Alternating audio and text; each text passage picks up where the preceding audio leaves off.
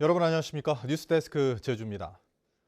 일본 후쿠시마 원전 오염수 방류가 임박하면서 제주에서 두 번째 해상 시위가 벌어졌는데요.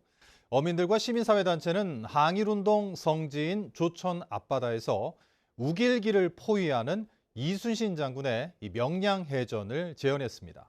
김하은 기자입니다. 바다 한가운데 우길기가 떠 있습니다. 어선 12척이 하객진을 펼치듯 우길기 주변을 둘러쌉니다. 임진왜란 당시 12척의 배로 왜구를 무찔렀던 이순신 장군의 역사 기록을 재현한 겁니다. 해상 시위에 나선 건 함덕 어촌계와 해녀회, 시민사회단체 등으로 구성된 내가 이순신이다 제주본부. 배 위에선 도포를 입은 위원장이 원전 오염수 절대 반대가 써진 손팻말을 들고 바다 위에선 해녀들이 태왁을 붙잡고 오염수 방류 반대 구호를 외칩니다. 지켜내자 제주바다! 지켜내자 제주바다! 핵 오염수 결사 반대! 결사 반대! 함덕 정주항을 출발한 어민과 해녀들은 이곳 함덕 앞바다 일대를 돌며 일본의 오염수 방류를 규탄하는 해상 시위를 벌였습니다. 해녀들은 해상 시위에 앞서 집회를 열고 자신들의 일터이자 삼터를 지켜달라 호소했습니다. 방사능으로 오염된 바닷속에 그 바닷물을 직접 마시고 온몸을 적셔야 합니다. 그냥 죽으라는 얘기입니까?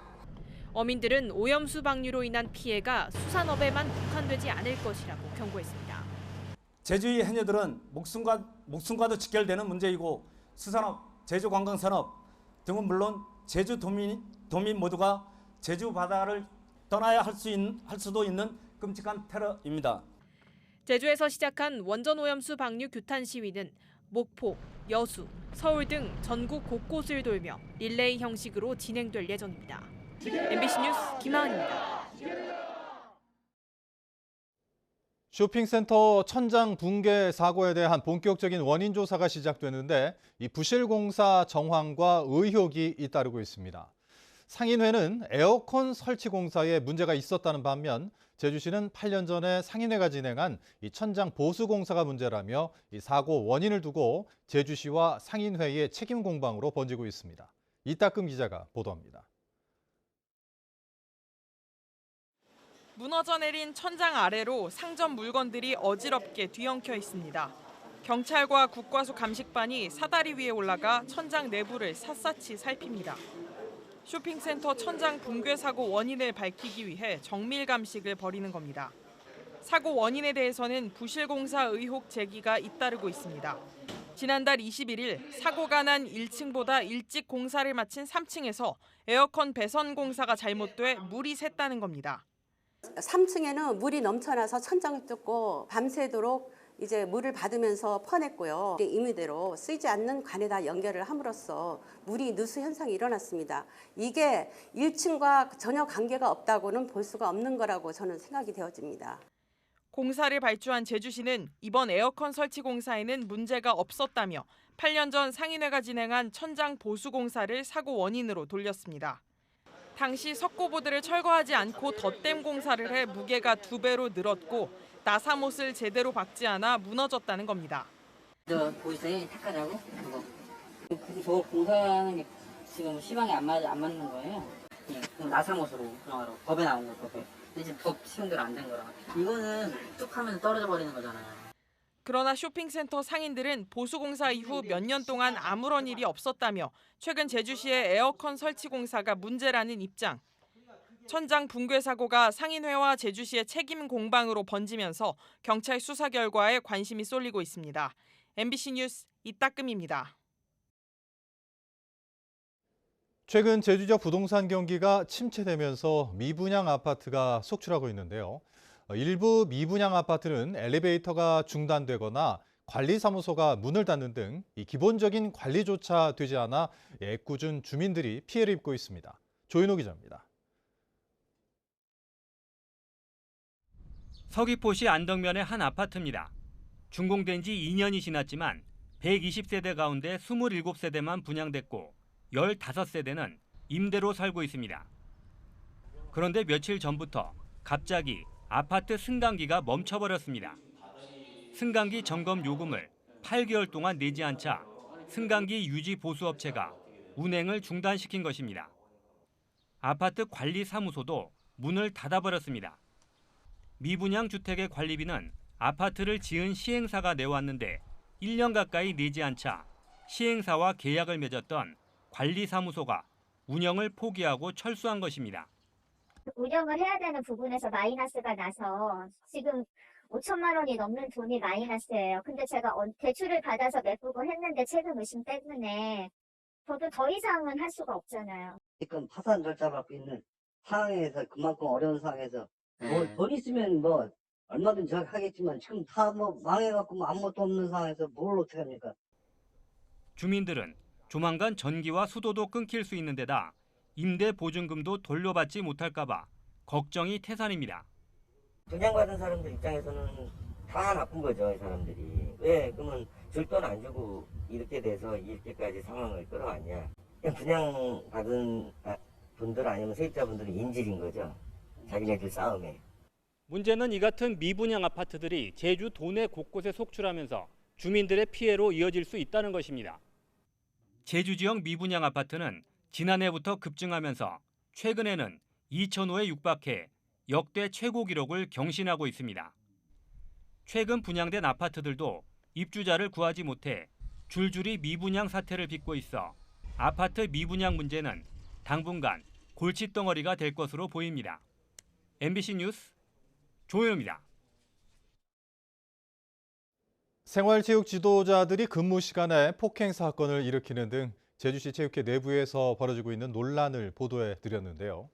제주시 체육회가 이 폭행 사건 직후 공공체육시설 샤워실을 돌연 폐쇄하고 일부 강의까지 중단되는 등 시민들에게 불똥이 튀고 있습니다. 박주연 기자가 취재했습니다. 배드민턴 수업이 한창인 사라봉 다목적 체육관. 1층 체육관 안쪽에 마련된 샤워실은 문이 굳게 잠겨 있고 잠정 폐쇄라는 알림이 붙어 있습니다. 땀을 잔뜩 흘린 수강생들은 이유도 모른 채 한 달 가까이 샤워실을 못 쓰고 있습니다. 그냥 공사한다고만 되는 것 같아가지고 좀 많이 불편해요. 1층 샤워실 하루 이용객은 200명 안팎. 제주시 체육회는 안전장치를 설치하기 위해 폐쇄했다고 공식적으로 밝혔습니다. 방화문 딱 닫으면 저기는 완전히 그냥 우범지역이 돼버려. 안심벨이라든가 뭔가 장치를 하고 개방을 하자. 남녀 샤워실이 2개가 붙어 있는데 그 시간 장치가 안 돼요. 남자가 가서 이제 그 열실자 샤워실에 들어갈 수 있지 않습니까? 하지만 제주시 체육회 내부에서 나오는 얘기는 많이 다릅니다. 폐쇄된 1층 샤워실에는 이미 안전장치가 있다는 겁니다.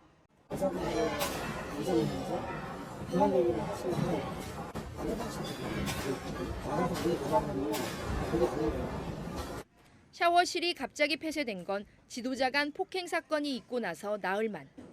또 다른 관계자는 사건 이후 추가 폭행을 우려해 체육회장이 1층 샤워실은 물론 생활체육 지도자들이 이용하는 회의실과 탕비실도 모두 폐쇄했다고 밝혔습니다.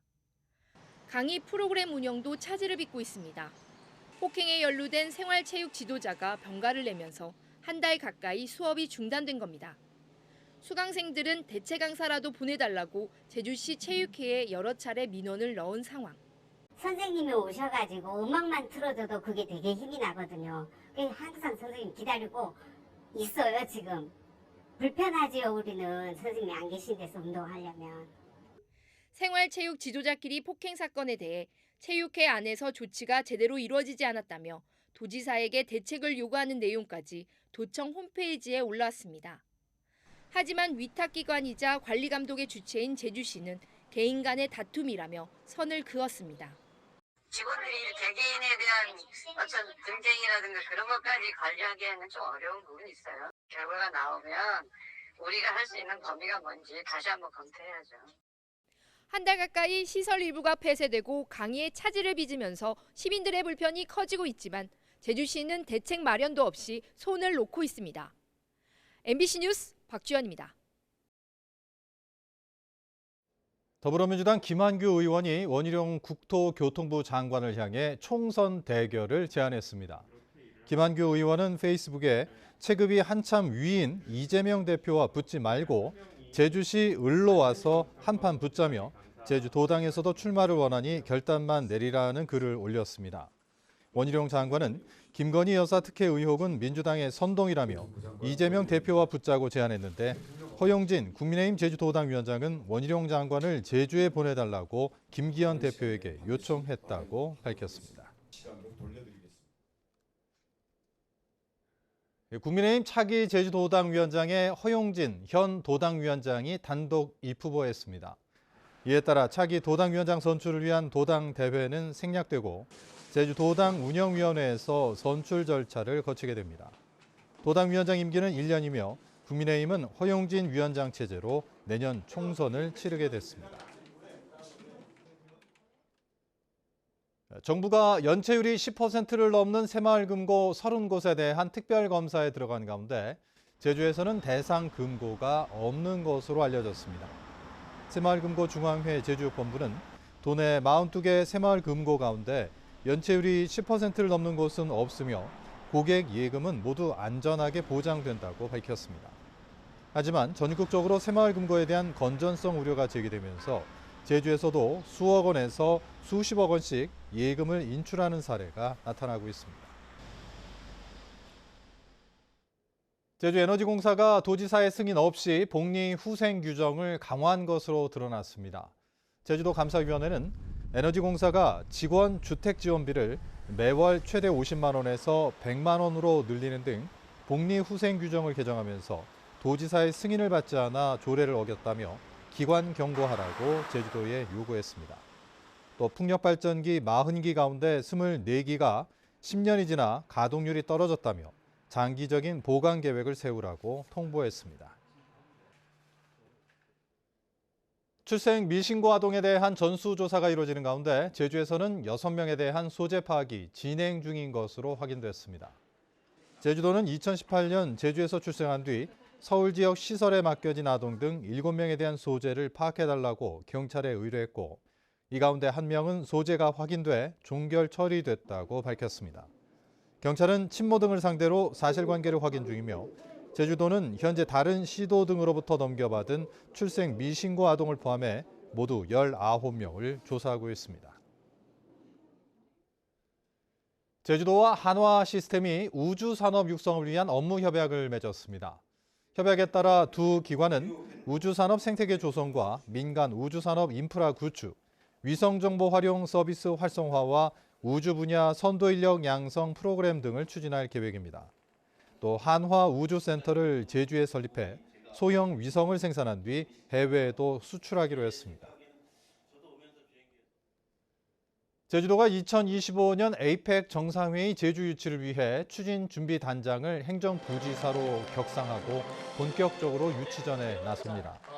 추진단은 제주 개최의 타당성과 에이펙 가치와 연계한 정책 발굴 등 유치 전략 마련에 총력을 기울이고 관광협회 등 유관 기관들과 함께 홍보 방안을 논의할 계획입니다. 뉴스데스크 제주 마칩니다. 시청해주신 여러분 고맙습니다.